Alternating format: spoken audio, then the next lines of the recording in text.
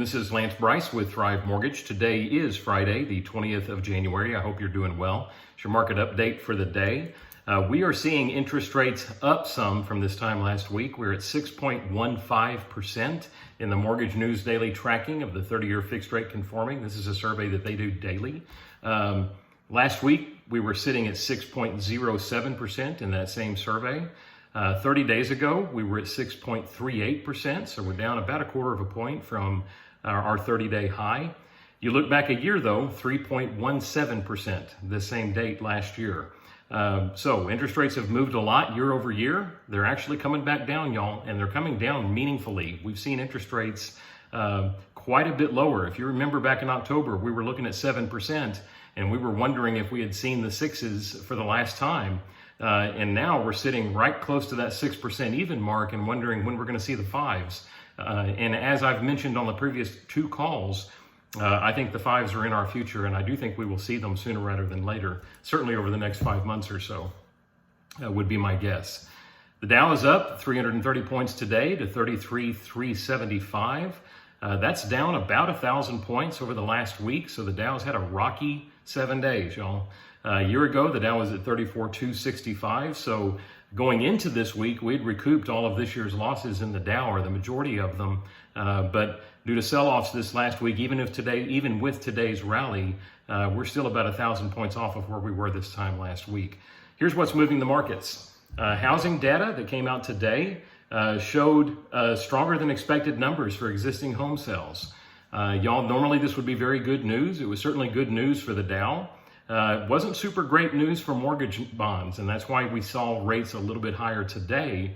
We don't want to see news out there from a bond trading standpoint that gives the Fed more ammunition to continue to be aggressive with future tightening.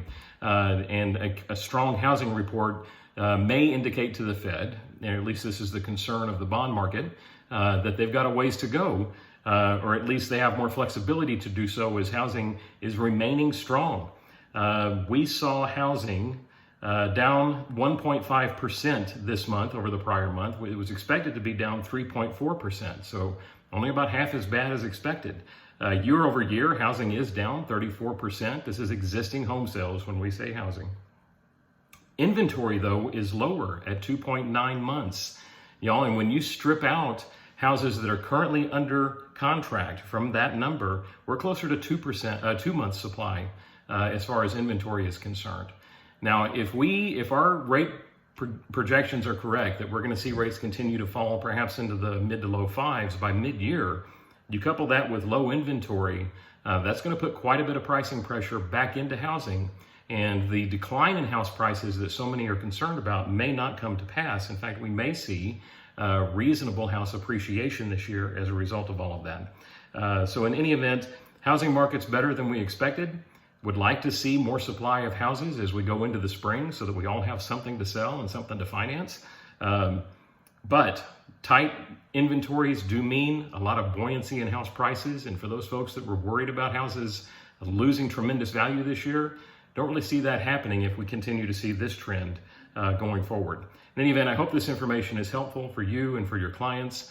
I did get a tremendous response from folks that have asked me to come out and present to their offices kind of a rate forecast for what we're going to see through the first half of this year. I've enjoyed doing some of those. If you would like for me to come out and visit with your office, then please reach out to me via email. Just respond to the email that you're receiving this video through, and I would be happy to do that. This is for the San Antonio area primarily.